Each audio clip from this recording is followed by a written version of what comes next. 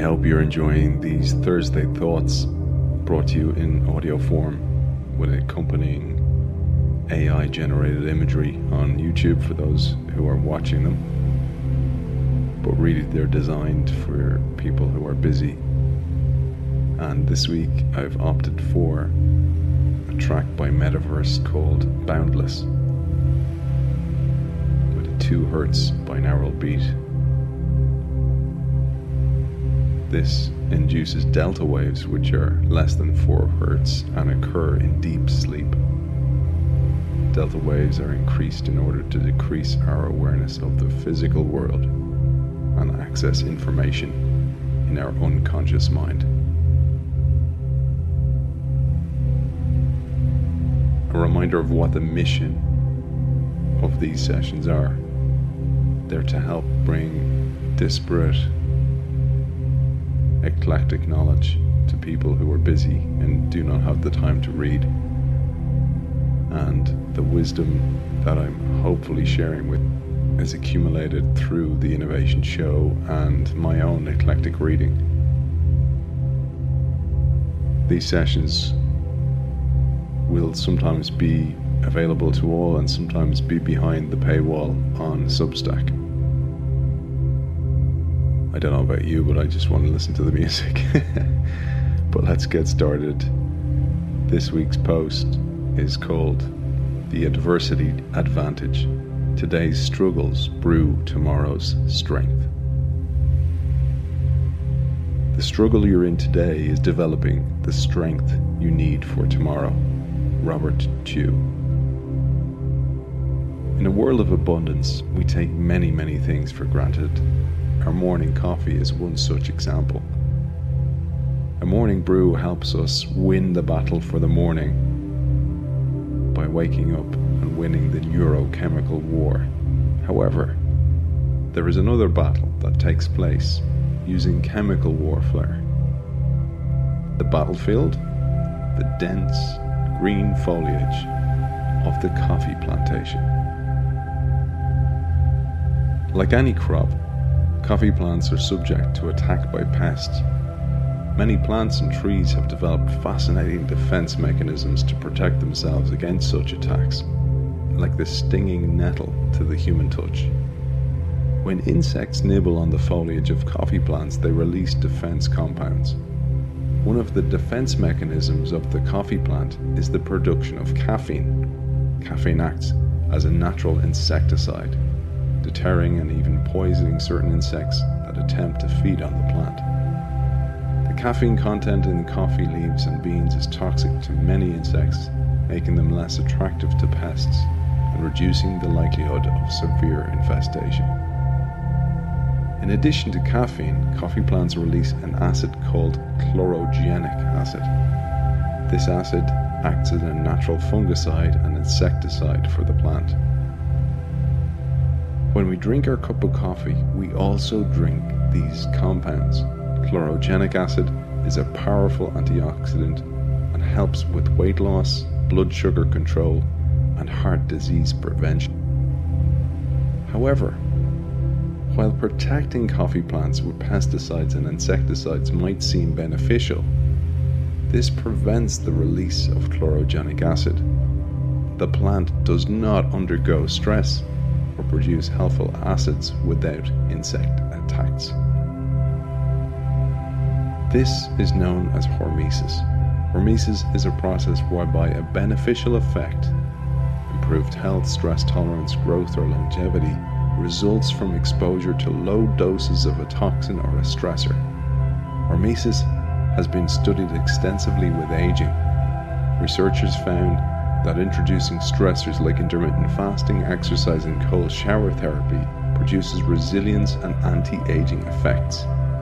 For example, when an optional cold shower activates a mild fight or flight response, it increases our tolerance for the cold and guards us against illness.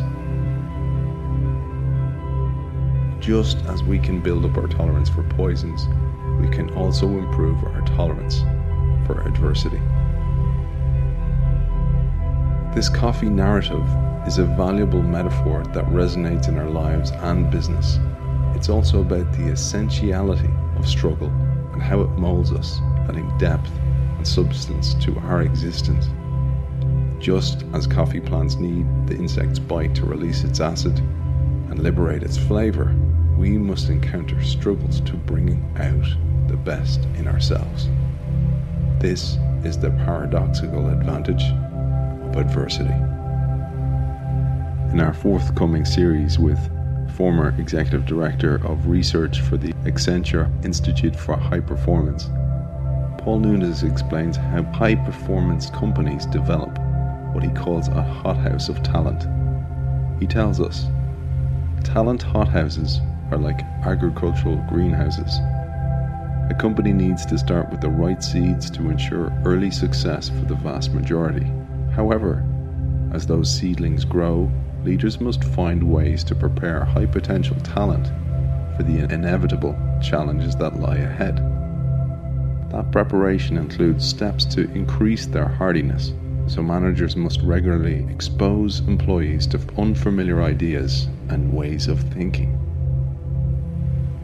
High-performance businesses create environments often highly challenging for employees to acquire the skills and experience they need to climb up the corporate ladder quickly. The goal is partly to create what Paul's eccentric colleague Bob Thomas in his book on the topic calls crucible experiences. These life-changing events, whether on the job or not, hold lifetime lessons that can be mined to help transform somebody into a leader. You learn 10 times more in a crisis than during normal times. A.G. Lafley. Alan George A.G. Lafley was the leader of Procter Gamble on 2 separate occasions. Once from 2000 to 2010 and again from 2013 to 2015, during which he served as chairman, president and CEO. Lafley built muscles that served him well in later life when he led P&G in Asia during an economic collapse. According to Paul Nunes' research, the high performers orchestrate crucible moments with stretch assignments or early promotions where people learn on the job. Paul identifies how some top performers assigned unfamiliar tasks to up-and-coming managers by assuming a popcorn stand approach. This is when they give high potential employees a tiny business unit to manage, for example, the local operations of a geographic market. The goal is to provide those individuals with the whole profit and loss experience of running a business, leading a team, serving a customer base, negotiating contracts, etc. And the organization gets an early look at how the employees respond to that challenge, an essential piece of data because past results are typically the best predictor of a worker's future performance.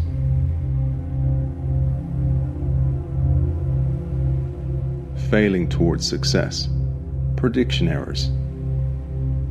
For those of you joining us in our current series with Mark Soames, the neuropsychologist explains how the human brain learns by prediction errors. A prediction error is the difference between what our brain expects what actually happens. It's a mathematical term used in neuroscience to explain how our brain updates its expectations based on new experiences. This process is crucial for survival, as it allows us to anticipate, plan, and react to the world around us. It's important to understand that prediction errors are not necessarily signs of failure, quite the opposite. They can be integral to learning and growth. In the same way, high performers understand that failure shouldn't necessarily be a firing offence. They encourage employees to take calculated risks and tolerate occasional poor outcomes, as long as the results don't stem from stupid mistakes, and as long as lessons have been learned. Sometimes these companies even reward failure in pursuing learning and innovation. I leave you this week with the words of David Bowie, because the stretch assignments work both ways. They help organizations prepare future leaders and encourage future leaders to stay with organizations because they continue to evolve, grow, and make progress. I've managed to find the original audio of David Bowie and this brilliant, brilliant saying. See you next week. If you feel safe in the area that you're working in, you're not working in the right area. Always go a little further into the water than you feel you're capable of being in. Go a little bit out of your depth. And when you don't feel that your feet are quite touching the bottom, you're just about in the right place to do something exciting. You're just about in the right place to do something exciting. You're just about in the right place to do something exciting. You're just about in the right place to do something